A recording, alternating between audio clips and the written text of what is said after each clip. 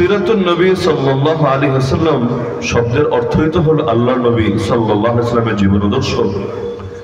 আর আল্লাহ নবীর জীবনাদর্শ কি ছিল? কানা খুলুকুহু আল কোরআন।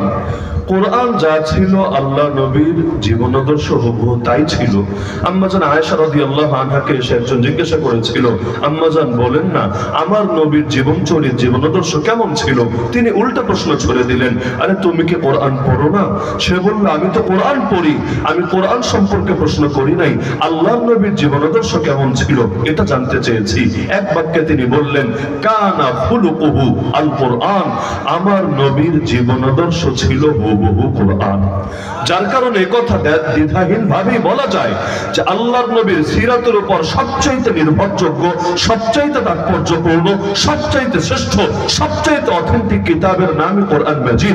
কোরআনের মধ্যে যা পাওয়া যাবে তাত্ত্বিক ভাবে, কোরআনের মধ্যে যে থিওরিগুলো পাওয়া যাবে লিখিত আকারে, এই সবগুলোর প্র্যাকটিস, সবগুলোর প্র্যাকটিক্যাল নমুনাই পাওয়া যাবে মুহাম্মদুর রাসূলুল্লাহ সাল্লাল্লাহু আলাইহি ওয়াসাল্লামের নবুয়তি রিসালাতি জিন্দেগির মাঝে। এমনকি যদি বলা হয় কোরআনের বাস্তব ব্যাখ্যা হলো তার জীবন, তাহলে মোটেও ভুল হবে না, মোটেও অত্যুক্তি হবে না, মোটেও বাড়াবাড়ি হবে না। কোরআনের মূলনীতি দেন আল্লাহ নবী নিজের জীবন দিয়ে সেটাকে ব্যাখ্যা করে দেন। যেজন্য আল্লাহ নিজেই বলেছেন, লিতুবাইয়িনা লিন-নাসি মা নুজিলা ইলাইহিম, এই কিতাব তোমার উপর কেন নাযিল করেছি জানো? কারণ হলো তুমি যাতে মানুষের সামনে খুলে খুলে ব্যাখ্যা করে দিতে পারো। কারণ কোরআন এমন কোন কিতাব না যার যেভাবে মনে চায় সেভাবে ব্যাখ্যা করে নেবে। আরে কোরআন ওই মুক্তিযুদ্ধের চেতনার মতো কোনো বিষয় না যে ওই সরকার আসলে একরকম ব্যাখ্যা করবে তো এই সরকার আসলে আরেক রকম ব্যাখ্যা করবে। এটা দেশপ্রেম আর উন্নয়নের মতো কোনো ডায়লগ না যে যার যেভাবে মনে চায় খালি উন্নয়ন উন্নয়ন উন্নয়ন উন্নয়ন, সকাল সন্ধ্যা 1000 বার করে তসবিহ জপলেই তার জন্য সব আকাম কুকাম বৈধ হয়ে যাবে। এটা তথাকথিত কোনো ডায়লগ না যে দেশে যত গুম হোক, যত খুন হোক, যত সন্ত্রাস হোক, যত বিচার বহির্ভূত হত্যাকাণ্ড হোক, যত ক্রসফায়ার হোক, যত আয়নাঘর রচিত হোক, খালি এক ডায়লগ মানলেই শেষ হবে। স্বজন হারানোর বেদনা আমার চাইতে কে ভালো বোঝে? বাহ, এক বাক্য বলে দিলে দুনিয়ার সব জিনিস তার জন্য বৈধ হবে না। বরঞ্চ কোরআন নাযিল করেছেন যিনি, কোরআনের ব্যাখ্যা করার দায়িত্ব নিয়েছেন তিনি। কোরআনে আল্লাহ বলে দিয়েছেন সূরা কিয়ামা 29 নম্বর পারা সূরা, সুম্মা ইন্না আলাইনা বায়ানা, যেমনি ভাবে কোরআন নাযিল করেছি আমি, কোরআন তোমার সিনার মধ্যে জমাও করব আমি, একইভাবে এই কোরআনের ব্যাখ্যাও করব আমি। তো ব্যাখ্যাটা কোথায় করলেন? কোরআন তো আমাদের সামনে আছে, প্রতিটা মসজিদে আছে, মাদ্রাসায় আছে, আপনাদের অনেকের ঘরেও আছে। ব্যাখ্যা কোথায় আছে?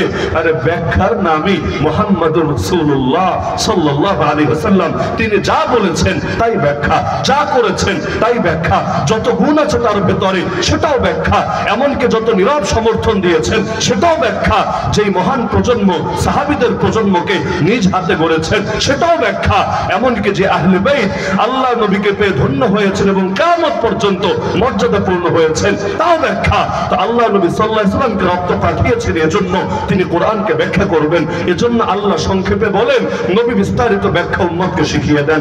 আল্লাহ বললেন, আকিমুস সালাহ, বান্দা যথাযথভাবে নামাজ আদায় কর। কিভাবে নামাজ আদায় করবে? রুকু কিভাবে, সিজদা কিভাবে, দাঁড়ানো কিভাবে, বৈঠক কিভাবে, কোনো কিছু ক্লিয়ার ভাবে আলাদা আলাদা সব বলা নাই। এমনকি নামাজের ভেতরের ফরজ, বাইরের ফরজ, ওক্তের বিবরণ, আর কোন নামাজ কয় রাকাত, যত ডিটেইল আলোচনা, এগুলো বান্দা পাবে কোথায়? নবী বলেন, সাল্লু কামা রাআইতুমুনি উসাল্লি।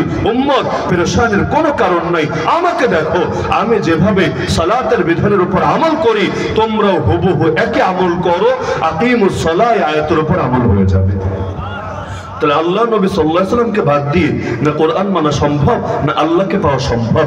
লা ইলাহা ইল্লাল্লাহ মুহাম্মাদুর রাসূলুল্লাহ, কালেমার মধ্যে দুটো অংশ তো এজন্যই কারণ উভয়টা মিলেই পরিপূর্ণ আদর্শ আমাদের সামনে আসবে। তো আল্লাহ নবীর সিরাত তথা জীবনাদর্শ কেউ যদি তুলে ধরতে চায় পুরো কোরআনের তাফসীর করা লাগবে। আল্লাহ নবীর হাদিসের যে ভান্ডার আছে পুরো ভান্ডারকে জাতির সামনে উপস্থাপন করতে হবে। কারণ আল্লাহ নবীর জীবনী এত বিশাল, এত বিস্তৃত। আরে আপনি কোরআনের একটা শব্দকে সামনে রাখলে বুঝবেন যে আল্লাহর নবীর জীবনী কত ব্যাপক আর কত বিস্তৃত। আল্লাহ তাআলা গোটা দুনিয়াকে কোরআনে জানিয়েছেন, গোটা দুনিয়া আল্লাহর নজরে কালিল, হাকির, একেবারেই সামান্য, একেবারেই তুচ্ছ, কোনো দাম নাই। এমনকি হাদিস আপনারা শুনেছেন যে গোটা দুনিয়া এমনকি সব কিছু মিলে আল্লাহ তাআলার নজরে একটা মশার দানার সমানও না। যদি একটা মশার দানার সমান হতো আল্লাহ কোনো কাফেরকে এক ফোঁটা পানিও পান করাতেন না। তো এই বিশাল মহাবিশ্ব, বিশাল দুনিয়া, যার পুরোটা এখন আবিষ্কারই করতে পারি নাই, আদৌ বিজ্ঞানীরা কোনোদিন পারবে কিনা সেটাই আল্লাহ ভালো জানে। তো এত বিশাল বিস্তৃত দুনিয়া, কিন্তু আল্লাহ সেটাকে বলেন আরে সামান্য, আরে তুচ্ছ, আরে এটা কোনো কিছুই না, আমার নজরে এটা মশার দানার সমানও না। একই আল্লাহ কোরআনের ব্যাপারে আর নবীর ব্যাপারে কি শব্দ ব্যবহার করেন? কোরআনের ব্যাপারে আল্লাহ বলেন ওয়ালাকাদ আতাইনাকা সাবআন মিনাল মাসানি ওয়াল কুরআনিল আযীম। হে নবী, আমি তোমাকে 7টা বিশেষ আয়াত যেগুলো বারবার পঠিত হয়, আর তোমাকে মহান কোরআন, আযীম কোরআন, বিরাট কোরআন তোমাকে দিয়েছি। তো কোরআনের গুণ আল্লাহ বললেন যে কোরআন হলো বিশাল জিনিস, কোরআন হলো বড় মহান জিনিস, কোরআন হলো বড় দামি জিনিস। এই আযীম শব্দটা মাথায় রাখেন। আমরা যদিও বলি কোরআন শরীফ, কিন্তু আল্লাহ তাআলা কোরআনের বিভিন্ন গুণ বলেছেন নিজেই। এর মধ্যে কোরআন মাজিদ আছে, এর মধ্যে কোরআন আযীম আছে। ওই আযীম শব্দটা একদিকে মাথায় রাখেন, আর একদিকে কোরআন মাজিদের 29 নম্বর পারা 2 নম্বর সূরা, সূরা কলম। এই সূরা কলমের প্রথম 5টা আয়াতে খালি পড়েন, এর মধ্যে এই বাক্যটা পেয়ে যাবেন ওয়া ইন্নাকা লাআলা খুলুকিন আযীম। হে নবী, নিশ্চয় আপনি আযীম চরিত্রের অধিকারী। একই শব্দ, কোরআনে আযীম, খুলুকে আযীম। আমার নবীর চরিত্রকে আল্লাহ বলছেন কেমন চরিত্র? যেই চরিত্রটা আযীম। আযীমের অর্থ কি? আযীম মানে বিরাট, আযীম মানে মহান, আযীম মানে বিস্তৃত, আযীম মানে ব্যাপক, আযীম মানে যেটা এত বেশি, আল্লাহ যেটাকে বলছেন আযীম। তো গোটা দুনিয়ারে বললেন সামান্য, তাও এখনো আবিষ্কারই করতে পারলাম না এর শেষ কোথায়। আর যেই নবীর জীবনকে, যেই নবীর জীবনাদর্শকে, যেই কোরআন মাজিদকে আল্লাহ বললেন অসামান্য, আল্লাহ বললেন মহান, আল্লাহ বললেন ব্যাপক আর বিস্তৃত, দুনিয়ার কার সাধ্য আছে সেই নবীর গোটা আদর্শ বলে বলে শেষ করবে? তো যেমনি ভাবে রবের নেয়ামত গোটা দুনিয়ার সব গাছকে যদি কলম বানানো হয় আর সব পানিকে যদি কালি বানানো হয়, আল্লাহ জানিয়েছেন, তবুও রবের গুণকীর্তন করে শেষ করা যাবে না, রবের গুণাগুণ লিখে শেষ করা যাবে না। কেন? কারণ তিনি রব্বুল আলামিন, এমন এক ব্যাপক বিস্তৃত তার শান, তার মান, তার গুণ, যেগুলো কারো পক্ষে কখনোই কল্পনাও করা সম্ভব না। তো যেই রাসূলকে তিনি আমাদের রাসূল বানিয়ে পাঠিয়েছেন, তাকেও নাম দিয়েছেন রাহমাতুল লিল আলামিন। নিজে হলেন রব্বুল আলামিন, নবীর নাম দিলেন রাহমাতুল লিল আলামিন। তো রব্বুল আলামিন আল্লাহর গুণগান গেয়ে যেমন শেষ করা যায় না, রাহমাতুল লিল আলামিন তামাম জাহানের জন্য যেই নবী রহমত, সেই নবীর গুণগানও বলে শেষ করা সম্ভব না। তাহলে সিরাতুন নবী সাল্লাল্লাহু আলাইহি ওয়াসাল্লাম, এই সিরাত শব্দটাই এতটা ব্যাপক, এতটা বিস্তৃত, যেই শব্দের ব্যাখ্যায় গোটা ইসলাম চলে আসবে, গোটা কোরআন চলে আসবে, গোটা হাদিস চলে আসবে, পৃথিবীর কোনো কিছুই বাদ থাকবে না। এমনকি নবীর জন্ম, নবীর ওয়াফাত, নবীর হিজরত, নবীর এক দেশ থেকে আরেক দেশে গমন, সবই চলে আসবে এক সিরাত শব্দের মধ্যে। আপনারা যারা জীবনে একটা কিতাবও পড়েছেন নবীর জীবনের উপর, পড়েছেন না? অনেকেই পড়েছেন, কম পড়েন বেশি পড়েন। নবীর জীবনের উপর যারা অন্তত একটা কিতাবও পড়েছেন সারা জীবন জুড়ে, সিরাতের কিতাব, দেখবেন সিরাতের কিতাবের মধ্যে খালি নামাজ নিয়ে আলোচনা থাকে না, খালি রোজা নিয়ে আলোচনা থাকে না, খালি হজ যাকাত নিয়ে আলোচনা থাকে না, বরং সিরাতের কিতাব খুললে দেখবেন সিরাতের কিতাবে আলোচনা নবীর জন্ম থেকেও থাকে না। নবীর জন্মের আগেই আল্লাহর নবীর কি কি মুআজিজা প্রকাশ হয়েছে, নবী আসে নাই অগ্রিম কি কি মুআজিজা এসেছে, যেমন আব্রাহার হস্তি বাহিনী ধ্বংস হওয়া ইত্যাদি ইত্যাদি, এগুলো থেকে আলোচনা শুরু হয়। তার মানে সিরাত মাহফিল অর্থ কি? সিরাত মাহফিল হলো যেখানে আল্লাহর নবীর সঙ্গে সম্পর্কিত সব কিছু নিয়ে আলোচনা করা হবে। নবী দুনিয়াতে আসার আগেও যা কিছু ঘটেছে রবের পক্ষ থেকে বিশেষ মুআজিজা হিসাবে, সেগুলো এই কিতাবের মধ্যে আলোচিত থাকবে। তো বড় দুঃখ লাগে, বাংলাদেশে অনেক এলাকায়, আপনাদের এদিকে হয় কিনা আমি জানি না, সিরাত মাহফিল আর মিলাদ মাহফিল নিয়েও ঝগড়াঝাটি চলতে থাকে। সিরাত মাহফিল করবা না মিলাদ মাহফিল করবা? আরে ভাই, একটারে আরেকটার বিপরীত কেন দাঁড় করালা? আমাকে বাসায় দাওয়াত দিয়ে নিয়ে তুমি যদি বলো হুজুর ভাত খাবেন না তরকারি খাবেন, আরে হাস্যকর কথা, আমি ভাতও খাবো আমি তরকারিও খাবো। একটার কথা বলছিস কেন? দুইটা খাবো, সব খাবো, কারণ শুধু ভাত খেয়ে স্বাদ পাওয়া যাবে না, আর শুধু তরকারিও এটা আসলে ওইভাবে স্বাদ নিয়ে তৃপ্তি নিয়ে খাওয়া যায় না। তো মিলাদ মানে কি? সিরাতের একটা অংশ, আল্লাহর নবীর জন্ম বৃত্তান্ত। মিলাদ অর্থ কি? আল্লাহ নবীর জন্ম, তা আল্লাহ নবীর জন্ম নিয়ে আলোচনা, এটা কি সিরাতের কিতাবে থাকে না? এটা কি সিরাতের মাহফিলে হয় না? অবশ্যই হবে, না হলে পূর্ণাঙ্গ আলোচনা কিভাবে থাকবে? তা আল্লাহ নবীর জীবনের প্রতিটা অংশের আলোচনায় ইবাদত মাথায় গেঁথে রাখতে হবে। এমনকি নবীর সঙ্গে সম্পর্কিত যা কিছু আছে, যেমন সাহাবীরা নবীর সঙ্গে সম্পর্কিত, আরে নবী যে ঘোড়া ব্যবহার করতেন, যে তরবারি ব্যবহার করতেন, এগুলো নবীর সঙ্গে সম্পর্কিত। এগুলো যদি কেউ মহব্বতের সঙ্গে আলোচনা করে, এটাও তার আমল নামায় নেক আমল হিসেবে লেখা হবে। আল্লাহ নবীর জীবনাদর্শের তো কোনো কুলকিনারা নাই, মানে বলতে চাইলে জীবন পার করে দিলেও নবীর আদর্শ বলে শেষ করা যাবে না। যার কারণে দুনিয়া যতই উন্নত হোক, যতই আধুনিক হোক, যতই মডার্ন হোক, লেকিন কখনোই এমন হবে না যে দুনিয়ার সমস্যা সমাধানগুলো নবী জীবনের আলোকে, কোরআন সুন্নাহর আলোকে বের করে আনা যাবে না। আজকের যুগে ইসলামকে সবচাইতে বেশি অবজ্ঞা করা হয় সেকেলে বলে, মধ্যযুগীয় আদর্শ বলে ইসলামের কথা বলবেন, আর এই নাস্তিকরা, এই সেকুলার বলবে মডার্ন রাষ্ট্রে এগুলো চলে না। এখন দুনিয়া উন্নত হয়ে গেছে, আর উন্নত রাষ্ট্র, আধুনিক রাষ্ট্র গড়তে চাইলে ধর্মকে ধীরে ধীরে কণ্ঠসা করতে হবে। ধর্ম মানে কি? ধর্ম মানে তো আল্লাহ নবীর আনিত আদর্শ। আরে ধর্ম আমার বাপের দেওয়া কোনো শিক্ষার নাম না, ধর্ম আমার 14 গোষ্ঠীর দেওয়া কোনো শিক্ষার নাম না। ধর্ম মানেই মুহাম্মদুর রাসূলুল্লাহ সাল্লাল্লাহু আলাইহি ওয়াসাল্লামের আদর্শ। তো যারা বলে যে ধর্মকে কণ্ঠসা করতে হবে, রাজনীতি হবে ধর্মমুক্ত, অর্থনীতি হবে ধর্মমুক্ত, আইন কানুন হবে ধর্মমুক্ত, পার্লামেন্টে ধর্ম চলবে না, আদালতে ধর্ম চলবে না, কোর্ট কাছারিতে ধর্ম চলবে না, শেয়ার বাজারে ধর্ম চলবে না, ব্যাংকিং সেক্টরে ধর্ম চলবে না, আরো বহুত ক্ষেত্রে ধর্ম চলবে না। ধর্ম খালি চলবে মসজিদে, মাদ্রাসায়, মাহফিলে, খানকায় আর মারকাজে, এর বাইরে ধর্ম চলবে না। তারা কি নবী প্রেমিক না নবীর দুশমন? কারণ যারা নবী প্রেমিক তারা নিজের জান দিয়ে হলেও নবীর আদর্শ বাস্তবায়ন করতে চায়, আর যারা নবীর দুশমন তারা নিজের প্রাণের বিনিময়ে হলেও নবীর আদর্শকে কোণঠাসা করতে চায়। যে যাকে ভালোবাসে সে তার আদর্শ কোণঠাসা করে না, বরং আদর্শ বাস্তবায়নের চেষ্টা করে। যেমন ধরেন, এতদিন পর্যন্ত বাংলাদেশে যারা ক্ষমতায় ছিল, কথায় কথায় কথায় নিজের স্বামীর নামটা জীবনে যে কয়েকবার মুখে এনেছিল, নিজের ড্যাডিজানের নাম, আব্বাজানের নাম, পাপাজানের নাম এর চাইতে কোটি গুণ বেশি মুখে এনেছিল। এমনকি নিজের স্বামীজানের একটা ছবি, একটা মূর্তি, একটা ভাস্কর্য দিয়েও বাংলাদেশের কোন রাস্তাঘাট, কোন এলাকা, কোন পাড়া মহল্লা, কোন গ্রাম সজ্জিত করা হয়েছে বলে আমার জানা নাই। এমনকি তার নিজের জেলা যেটা, সেখানে গেলেও আদৌ তার স্বামীর কোনো ভাস্কর্য পাওয়া যাবে বলে আমার মনে হয় না, বা আমার কাছে এমন কোনো তথ্য নাই, কোনো খোঁজ নাই। তো স্বামী বাটা কি পাপ করলো যে সব জায়গায় খালি ড্যাডি আর ড্যাডি আর daddy, daddy of the nation? তার আলোচনা এত বেশি কেন আসলো? বলবে আরে এটাই মহব্বতের দাবি। যে যারে মহব্বত করে তার আদর্শ বাস্তবায়নের চেষ্টা করে। তা আমার স্বামীর প্রতি মহব্বত কম ছিল আর বাপজানের প্রতি মহব্বত বেশি ছিল, কারণ বাপজানের নাম বেচেই তো আদর্শ চলছে, বাপজানের নাম বেচেই তো ধান্দাবাজি পূরণ হচ্ছে। তো ঠিক আছে, এখন বাপজানের আদর্শ যে কোনো মূল্যে বাস্তবায়ন করতে হবে। এখন বাপজানের সামনে কেউ যদি খালি বেয়াদবি করে, এমন কঠোর ভাবে তাকে শায়েস্তা করে, আর যদি কোর্ট কাছারির মাধ্যমে বিচার করে, তাও অন্তত একটা লিমিট থাকে। কখনো দেখেছি 5 বছরের জেল, কখনো 10 বছরের জেল, তাও একটা লিমিট আছে। কিন্তু নিয়ে যদি গুম করে ফেলে, আয়না ঘরে ঢুকিয়ে রাখে, এলাকার গুন্ডা পান্ডার হাতে ছেড়ে দেয়, তাহলে আদৌ হায়াতটা, মানে জীবনটা রক্ষা পাবে কিনা, সেটাই তো চিন্তার বিষয় হয়ে দাঁড়ায়। আর নবীকে গালি দিলে চেতনায় লাগে না কেন? কারণ নবীর নাম বেঁচে তো আর রাজনীতি করে না। আর ড্যাডিজানেরটা বললে তখন আর কলেজের আগুন নেবে না, কারণ ড্যাডিজানই তাদের চেতনা, ড্যাডিজানই তাদের প্রেরণা। কি বুঝলেন এখান থেকে? যে যাকে মহব্বত করে সে তাকে হাইলাইট করার চেষ্টা করে, ফোকাসে আনার চেষ্টা করে, আর সকলের হৃদয়ে তার মহব্বত, তার ভালোবাসা জোর করে হলেও ঢুকিয়ে দেওয়ার চেষ্টা করে। যে ভালোবাসবি না কেন, তোরে বাঁচতে হবে। কিভাবে ভালোবাসানো যায় এর জন্য রাষ্ট্রের কোটি কোটি টাকা খরচ করা হবে। তার ভাষণ রাস্তাঘাটে কেউ শুনুক বা না শুনুক, মাইক লাগিয়ে লাগিয়ে সারাদিন বাজাতে থাকবে।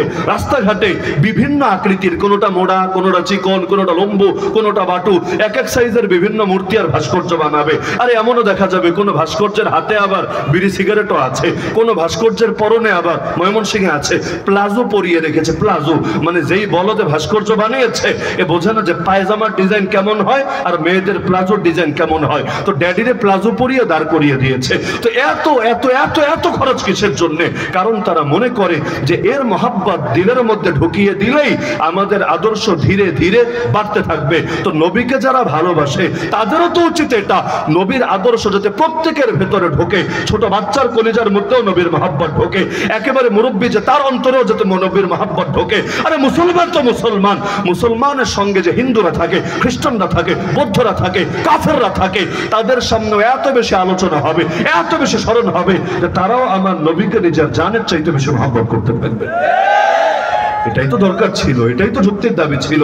লেকিন এমন এক দেশে চলে এসেছি, এমন এক দুনিয়ায় চলে এসেছি, এখন নবীর আদর্শ তুলে ধরলেও জঙ্গি বলে, নবীর আদর্শ তুলে ধরলেও উগ্র বলে, নবীর আদর্শ তুলে ধরলেও মৌলবাদী বলে।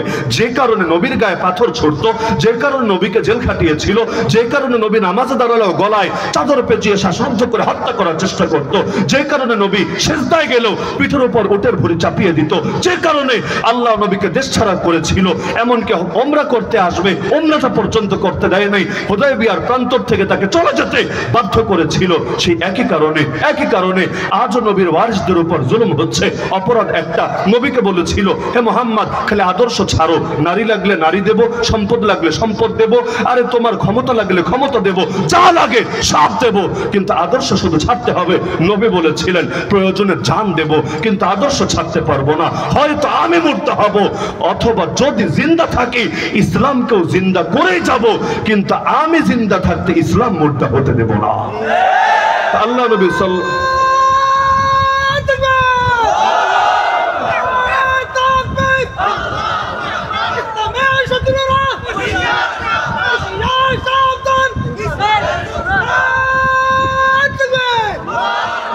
তো এজন্য আল্লাহ নবী সাল্লাল্লাহু আলাইহি সাল্লামকে মাইনাস করে মুসলিম সমাজ, মুসলিম পরিবার, মুসলিম ব্যক্তি কখনোই কল্পনা করা যায় না।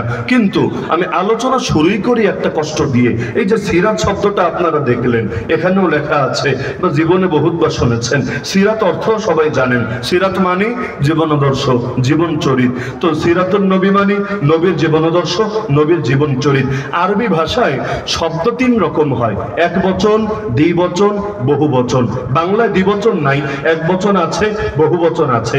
আরবিতে এক বচনও হয়, দ্বিবচনও হয়, বহু বচনও হয়। সিরাত শব্দটা হলো এক বচন, কারণ আমার নবীও একজন, তার জীবনাদর্শ বোঝানোর জন্য শব্দ ব্যবহার করা হচ্ছে এক বচন। এই একই শব্দটার বহু বচন আছে, বহু বচন হলো সিয়ার। বহু বচন কি? সিয়ার। আমি যদি এখানে শিরোনাম দিতাম এক নবী না সব নবী, নবীর বহু বচন হলো আম্বিয়া। নাম শুনেছেন না? আম্বিয়া নবীর বহু বচন। অনেক এলাকায় দেখেছি মেয়ে জন্ম নিলে নাম রাখে আম্বিয়া, কি বুঝে রাখে সে জানে আর আল্লাহ ভালো জানে। আম্বিয়া মানে হলো অনেকজন নবী। আরে নবী কখনো লেডি হয় না, নবী কখনো মহিলা হয় না। এটা ওই দেশের প্রধানমন্ত্রী আর রাষ্ট্রপতির আসন না যে ইসলামে যা আছে থাক না, কিন্তু জোর করে হলেও নিয়ে নেওয়া যায়, যে কোনো ভাবে গদিতে বসা যায়। আরে নবুয়ত এটা রাতের বেলা তাহাজ্জুদের টাইমে ভোট করে করে হাসিল করা যায় না। নবুয়ত এটা এলাকার গুন্ডা পান্ডারে লেলিয়ে দিয়ে জোর করে আদায় করা যায় না। নবুয়ত একজনে দান করতে পারেন, তিনি কে? আর আল্লাহ কোন যুগে কখনোই কোন নারীকে নবুয়ত দেন নাই। এতে যদি সব নারী শাহবাগে গিয়ে আজকে আন্দোলনে নামে, কিচ্ছু করার নাই, আল্লাহ দেন নাই তো কোনো বাপের বেটা তোদেরকে নতুন করে দেওয়ার ক্ষমতা নাই। হ্যাঁ, এখন তাই বলে নারীদের উত্তেজিত হওয়ার যুক্তি নাই। কেন? কারণ নবুয়ত হলো কষ্টের কাজ, নবুয়ত হলো গুরু দায়িত্ব। আল্লাহ যত কষ্টের কাজ আছে পুরুষকে দেয়, কিন্তু সব আবার নারীরে কষ্ট ছাড়াই দিয়ে দেয়। বলবে এটা আবার কেমন কথা?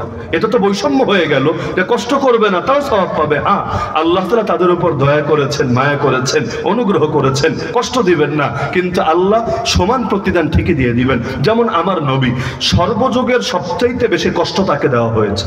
তাকে এত বেশি কষ্ট দেওয়া হয়েছে যত বেশি কষ্ট পৃথিবীর বুকে কোনো নবীকেও দেওয়া হয় নাই।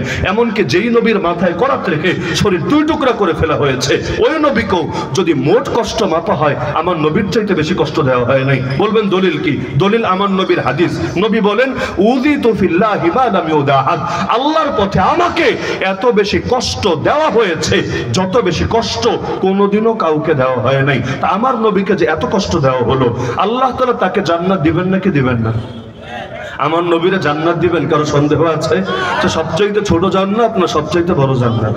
নবীর চাইতে বড় বাদ দেন, নবীর সমান স্তরের জান্নাত কেউ কোনোদিন পাবে? এটা কল্পনা করার কোনো সুযোগ আছে? কিন্তু চিন্তা করেন, নবীর স্ত্রীগণ যারা ছিলেন, মুমিনদের মা, আম্মা জান খাদিজা রাদিয়াল্লাহু আনহা, আম্মা জান আয়েশা রাদিয়াল্লাহু আনহা, যায়েনব রাদিয়াল্লাহু আনহা, আরো যতজন ছিলেন, নবীর স্ত্রী যারা ছিলেন, নবী তাদের ব্যাপারে বলেছেন তারা দুনিয়াতেও আমার সঙ্গিনী, জান্নাতেও আমার সঙ্গী। সঙ্গিনী। পয়েন্ট বুঝেন, দুনিয়াতেও আমার সঙ্গিনী, জান্নাতেও আমার সঙ্গিনী। আল্লাহ নবী দুনিয়ায় সারা জীবন কষ্ট করলেন, এমনকি শেষ বিদায় পর্যন্ত একদিনের জন্য এই জালেমরা তাকে সুখে থাকতে দেয় নাই, শান্তিতে থাকতে দেয় নাই। 9.5 বছরে যদি 27টা যুদ্ধ নিজের করা লাগে, আপনাদের যাদের বয়স 30 কয়টা যুদ্ধ করেছেন? যাদের বয়স 60 কয়টা যুদ্ধ করেছেন? আল্লাহ নবী 9.5 বছরে 27টা যুদ্ধ নিজে করেছেন, আর 47টা ময়দানে বাহিনী পাঠিয়েছেন। তো 9.5 বছরেই যদি এত সাধনা তার যায়, তাহলে কিভাবে জীবনটা শান্তিতে কাটে চিন্তা করেন। তাহলে এই যে সারা জীবন এত কষ্ট দিল, এখন আল্লাহ নবী যখন জান্নাতে যাবেন, ওই একই জান্নাতে তার স্ত্রীরাও তার সঙ্গী হবে নাকি হবে না? নবী যেহেতু বলেছেন দুনিয়াতে আমার সঙ্গী, আখিরাতে আমার সঙ্গী, তো একই জান্নাতে যদি না যায় সঙ্গী হবে কিভাবে? আর এক জান্নাত থেকে তো আর সঙ্গী হওয়া যায় না। তাই আল্লাহ নবী তিনি নবী হয়ে যেখানে থাকছেন, আর এই নারীরা নবীর খেদমত করে নবীর স্ত্রী হয়ে নবীর সঙ্গিনী হয়েও একই জান্নাতে থাকছেন। অথচ দুনিয়াতে নবীকে কত কষ্ট করতে হয়েছে, পাথর খেতে হয়েছে, রক্ত ঝরাতে হয়েছে, দাঁত শহীদ হয়েছে, আঙ্গুল কাটা গিয়েছে, চোখের সামনে নিজের আপন চাচার বুক চিরে কলেজা বের করে চিবিয়ে খাওয়া হয়েছে, এই নির্মম দৃশ্য সহ্য করতে হয়েছে। কিন্তু নারীদেরকে আল্লাহ কত সহজ করেছেন, এই কষ্ট ছাড়াই জান্নাতে আল্লাহ নবীর সঙ্গিনী হতে পেরেছে। তো ইসলামকে নারীকে ঠকিয়েছে না আরো জিতিয়েছে? অনেক বলদের মাথা মোটা এগুলো ঢুকতে চায় না মাথায়, তারা শুধু মুদ্রার একদিক দেখে, আরেক দিক দেখে না, দেখে হায় হায় হায় হায় কম দিয়ে দিল। আরে ভাই, কারে কম দেওয়া বলে কারে বেশি দেওয়া বলে এটা তো আগে বোঝো। বাবা মনে করেন বিদেশ যাচ্ছে, বড় ছেলেটার বয়স 30 বছর, তাকে সংসারের দায়িত্ব দিয়ে যাচ্ছে। যাওয়ার সময় বড় ছেলের হাতে 50,000 টাকার একটা বান্ডিল তুলে দিল, দিয়ে বলল যে সংসার সব দেখে শুনে রাখবি, যার যেটা প্রয়োজন সব ঠিকঠাক মতো রক্ষা করবি, আমি চললাম, 5 বছর পর আবার তোর সাথে দেখা হবে। আর ছোট একটা বাচ্চা আছে বাসার মধ্যে, একদম ছোট বাচ্চা, অত কিছু বোঝে না, খালি একটু কান্নাকাটি করতে পারে, হাসতে পারে, খেলতে পারে, ব্যাস। ওই বাচ্চার হাতে 2000 টাকা ধরিয়ে দিল, মাত্র 2000 টাকা দিয়ে বলল, বাবা আমিও বিদেশ চলে যাচ্ছি, আগামী 5 বছর পর তোমার সাথে দেখা হবে। এখন যদি এই সমস্ত মাথামোটা শাহবাগীদের নজরে আপনি দেখেন, আরে ওদের নজরে দেখলে আন্দোলন নামতে হবে। কেন? বলবে দেখেছো বড়টাকে দিল 30,000, ছোটটাকে দিল মাত্র 2000। কই 30,000, কই 2000? আরে বিরাট বড় বৈষম্য, বৈষম্য বিরোধী আন্দোলন গড়ে তুলতে হবে, সাম্য প্রতিষ্ঠা করতে হবে, ওরে 30 দিলে আরো 30 দিতে হবে। এটা হলো ওদের যুক্তি, যে সব জায়গায় যদি সমান হয় তাহলেই নাকি সাম্য আর সমতা প্রতিষ্ঠিত হবে। নাউযুবিল্লাহি মিন যালিক। আমারে বলেন, বড়টারে যে 50,000 দিল আর ছোটটারে যে 2000 দিল, কিন্তু বড়টারে ইয়া বড় এক দায়িত্ব তুলে দিল, নিজের যে দায়িত্ব ছিল সব দায়িত্ব তার কাঁধে বুঝিয়ে দিল, আর ছোটটার কোনো দায়িত্ব নাই, 2000ই পুরা ফাও। এটা দিয়ে ও যদি ডেইলি একটা করে ললিপপ খায়, ও কত বছর ললিপপ খেয়ে খেয়ে কাটাতে পারবে? যা পেয়েছে এটাই তো বেশি, এরপর মাগনা মাগনা অন্যান্য আত্মীয়দের থেকে যা পাবে ওটা তো আরো ফাও। তাহলে দেখা যাচ্ছে ছোটটা পেয়েছে কম, কিন্তু দায়িত্বের বিবেচনায় দেখলে, খরচের বিবেচনায় দেখলে আসলে জিতেছে কে, বড়টা না ছোটটা? কি ধারণা আপনাদের, বড়টা না ছোটটা? নিশ্চয়ই ছোটটা। একজন বাবা যদি মারা যায়, এক ছেলে রেখে যায়, এক মেয়ে রেখে যায়, ইসলাম বলেছে ছেলে আর মেয়ে সমান পাবে না, অবশ্যই সমান পাবে না। ছেলে যা পাবে মেয়ে তার অর্ধেক পাবে, অন্য ভাষায় বললে মেয়ে যা পাবে ছেলে তার দ্বিগুণ পাবে। ব্যাস, শাহবাগীদের লেঞ্জার মধ্যে আগুন ধরে গেছে। দেখেছো ইসলাম ভালো না, ইসলাম বৈষম্যের ধর্ম, ইসলাম সাম্যটাম্য নিশ্চিত করে না। কেন? এই দেখো, ছেলেরে দিল 1 লাখ, মেয়েরে দিল 50,000, ইসলাম ভালো না। ব্যাস, কথা এতটুকু বলেই শেষ, সামনে আর কিছু বলবে না। ওই যে দেয়ালে লিখে রেখেছে, এখানে পেশাব করিবেন না, করিলে 50 টাকা জরিমানা। ওরা পুরোটা পড়বে না, ওরা পড়বে এখানে পেশাব করিবেন, শেষ, পড়াশোনা শেষ। এবার চেইন খুলে আমল শুরু করে দেবে, পরে কি আছে এটা আর ওদের দরকার নেই। কোরআনে আল্লাহ বলেছেন, ইয়া আইয়ুহাল্লাযীনা আমানু, হে ঈমানদাররা, লা তাকরাবুস সালাহ, খবরদার নামাজের ধারে কাছে আসবা না। শেষ, এতটুকু পড়ে শেষ, আর সামনে কিছু পড়বা না। এখন বলবে দেখ কোরআনের মধ্যে আল্লাহ বলেছে নামাজের ধারে কাছেও আসবি না, তাহলে নামাজ পড়া লাগবে না। এখন দেখার কথা আপনারা, ওই শহীদ মিনারের মধ্যেও এক শ্রেণীর মাজার ভক্ত লালনবাদীরা, মানে মাজার ভক্ত মানে মাজার জিয়ারতকারী ওই অর্থে না, লালনবাদী। লালনবাদী বুঝেন? ওই লালনের আদর্শ লালনকারী। এরা এখন অনুষ্ঠান করে শহীদ মিনারে গিয়ে গান বাজনা করে, যখন নামাজের বিরতি দেয়, বেটা মনে চাইলে নামাজে গিয়ে শরীক হ, কাপড় যদি পাক না থাকে তাহলে প্রয়োজনে ছাত্রদের কাছে কাপড় চা, কেউ তোরে এতটুকু দয়া করবে, অন্তত গিয়ে নামাজটা পড়ার সুযোগ করে দিবে। কিন্তু নামাজে তো যাবে না, যাবেই না, কাপড় পবিত্র চেষ্টা করবে না, ওই শহীদ মিনারে বসেই কি কি আজে বাজে জিনিস খুলে খুলে মিডিয়ার সামনে খেতে শুরু করবে। এগুলোর নামও মাইকের সামনে মুখে আনা ঠিক না।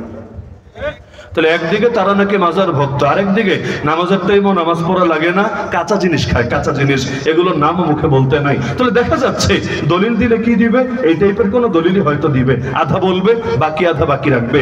এখন দেখেন ছেলেকে বেশি দিল, মেয়েকে কম দিল, এক হিসাবে ঠিক আছে, আসলে মেয়ে ঠকে গেছে মনে হতে পারে, লেকিন খরচের খাতটাও তো দেখতে হবে। মেয়ের খরচের খাত কি আর ছেলের খরচের খাত কি? ছেলের তো খরচের খাতের অভাব নাই, বউয়ের জন্য খরচ করা লাগে, বাচ্চার জন্য খরচ করা লাগে, বুড়া বাপ মায়ের জন্য খরচ করা লাগে, আত্মীয় পরিজনের জন্য খরচ করা লাগে, পয়সা বেশি হলে যাকাত সদকাও দেওয়া লাগে, আবার মাহফিল শুনতে আসলে হুজুররা বলে টুকটাক মাহফিলও তো দেওয়া লাগবে। তো খালি খরচ আর খরচ আর খরচ। আর নারীর খরচ কি? নারীর তো স্বামীর জন্য খরচ লাগে না, সন্তানের জন্য লাগে না, বাপ মায়ের জন্য লাগে না, শরীয়ত কারোর জন্য খরচ বাধ্য করে নাই। এমনকি সে যদি অসহায় হয়, রাষ্ট্রের উপর তার দায়িত্ব চলে যায়, বিয়ে দেওয়া পর্যন্ত বাপ দেখবে, বিয়ের পর স্বামী দেখবে, স্বামী মরলে সন্তান দেখবে, সন্তান না থাকলে ভাই দেখবে, কেউ না থাকলে রাষ্ট্র তাকে দেখতে বাধ্য থাকবে। খরচের কোনো খাত নাই, নিজের খরচও নিজের করা লাগবে না। তাহলে যা পেলো পুরোটাই তো ফাও, খরচের কোনো খাত নাই। হ্যাঁ, এখন এটা দিয়ে মনে চাইলে আইফোন 16 প্রো ম্যাক্স কিনবে, এটা দিয়ে মনে চাইলে সে তার ছোট ভাইরে কিছু হাদিয়া তোফা দিবে, এটা দিয়ে মনে চাইলে বই টই কিনে বাচ্চাদেরকে পড়ে গল্প টল্প শিখাবে, ব্যাস। তার মানে এগুলো কোনোটাই প্রয়োজন না, তার নিজের যদি ইচ্ছা হয় সে খরচ করবে। তাহলে দেখতে দেখা গেল কম দিয়েছে, কিন্তু আসলে কম দিয়েছে না বেশি দিয়েছে? যদি এটা বুঝতো, ওরা বলতো হায় রে, নারীদের তো অনেক বেশি দিয়েছে, কিভাবে কম করা যেতে পারে, চলো এটার জন্য আন্দোলন করি। কিন্তু এটা বোঝে না যে না, ইসলাম তাদেরকে ঠকায় নাই, বরং ইসলাম তাদেরকে আরো জিতিয়ে দিয়েছে। আমার নবী সিরাতুন নবী সাল্লাল্লাহু আলাইহি ওয়াসাল্লাম, সিরাত মানে আদর্শ, আর নবী হলেন একজন নবী, আম্বিয়া অনেকজন নবী। এই সিরাত শব্দের বহুবচন হলো সিয়ার। সিরাত শব্দের বহুবচন কি? সিয়ার। আপনি হাদিসের কিতাব খোলেন, আপনি ফতোয়ার কিতাব খোলেন, আপনি হানাফি মাযহাব, শাফিঈ মাযহাব, মালিকি মাযহাব, হাম্বলি মাযহাব, যে কোনো মাযহাবের মাসালার কিতাব খুঁজেন, একটা ম্যাজিক পাবেন। ম্যাজিক কি? ম্যাজিক যেখানে দেখবেন কিতাবুস সিয়ার মানে হলো জীবনাদর্শ অধ্যায়, সিরাতের অধ্যায়, আপনি দেখে হঠাৎ ভাববেন ও বুঝেছি, এখানে নবীর জন্ম বৃত্তান্তের আলোচনা, এখানে নবীর জীবনের বিভিন্ন গল্পের আলোচনা। কিন্তু কিতাব খুললে দেখবেন না রে, এখানে নবীর গল্পের আলোচনাও নাই, জন্ম বৃত্তান্তও নাই, ওফাতের খবরও নাই, কিন্তু শিরোনাম দিয়েছে কিতাবুস সিয়ার, মানে সিরাতের বহুবচন, যে এখানে জীবনাদর্শ পাওয়া যাবে। অথচ যে কোনো কিতাব থেকে কিতাবুস সিয়ার খুললে দেখবেন সেখানে জিহাদের আলোচনা পাওয়া যাবে। এটা অনেকে হয়তো জানতেন না। সিরাত শব্দের বহুবচন সিয়ার। আমার নবীর সিয়ার যদি কোথাও শিরোনাম দেয় কিতাবুস সিয়ার, হাদিসের কিতাবের মধ্যেও খুললে দেখবেন এখানে সিরাতের কিচ্ছা বলে না, এখানে কিসের কথা বলে? জিহাদের কথা। যে জিহাদের মধ্যে কিভাবে জিহাদ করতে হয়, কিভাবে গনিমত সম্পদ ভাগ করতে হয়, যুদ্ধবন্দীদের সঙ্গে কেমন আচরণ করতে হয়, ইত্যাদি ইত্যাদি জিহাদ রিলেটেড যত মাসালা আছে সব লেখা থাকে সিয়ারের মধ্যে। তো এখন এটা বলার দরকার কি পড়লো? আমার দরকার পড়লো এটা বোঝানোর জন্য যে আল্লাহর নবীর সিরাতকে বহুবচন বানিয়ে শুধু জিহাদ কেন বোঝানো হয়, বাকি নামাজ রোজা হজ যাকাত বোঝানো হয় না? কারণ কি? মূল খেলাটাই এখানে। কারণ হলো নবী জীবনের সবচাইতে বড় অধ্যায়ের নাম জিহাদ। নবী জীবনের সবচাইতে বড় অধ্যায়ের নাম কি? কোরআন মাজিদের মধ্যে নামাজ নিয়ে আয়াত আছে শুধু 82টা। কয়টা? শুধু 82, 100 না, শুধু 82টা। আর জিহাদ নিয়ে আয়াত আছে বেশি না, 484টা। এমনকি যদি বিভিন্ন ঘটনাগুলোকে আর সঙ্গে অ্যাড করি, বদরের ঘটনা, উহুদের ঘটনা, তাহলে 484 না, হয়ে যাবে প্রায় 650 আয়াত। 650 আয়াত তো কোথায় 82 আয়াত, কোথায় 484 বা 650 আয়াত? তো আল্লাহ নামাজ নিয়ে বেশি বয়ান দিলেন নাকি জিহাদ নিয়ে বেশি বয়ান দিলেন? আরে বলেন না, কি নিয়ে বেশি বয়ান দিলেন? আল্লাহ নামাজ নিয়ে যা বললেন, জিহাদ নিয়ে এর চাইতে 4 গুণের বেশি আলোচনা করলেন। এই যুগে নামাজ নিয়ে বলতে বলতে বুড়া হয়ে যান, কেউ কিচ্ছু বলবে না। জিহাদ নিয়ে ভুলেও খালি একদিন ওয়াজ করে দেখেন না, জেলের ভাত খেতে হয়, তার কপালে মিস হবে না।